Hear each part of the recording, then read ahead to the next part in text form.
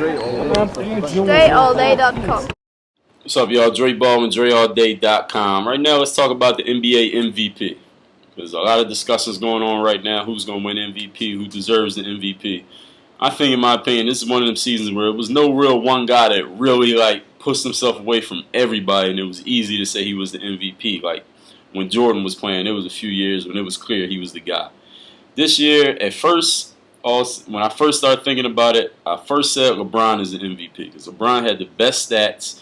He's still the best player skill-wise in the league, and he was doing his thing. But then they lost to Chicago 3 times, and they lost that last home game to the Bulls. So I said LeBron can't be MVP if another candidate just beat him 3 times to 0. So I said Derrick Rose should be MVP.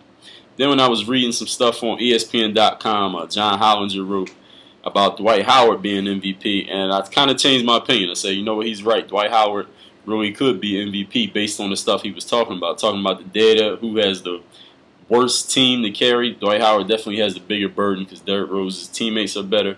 Then I was reading Bill Simmons' column a couple days ago, and he was talking about how even though Dwight Howard has the better stats, you just got to think about how he affects the other guys on his team and the guys on the other team. Derrick Rose practically carried his team, and he led them emotionally.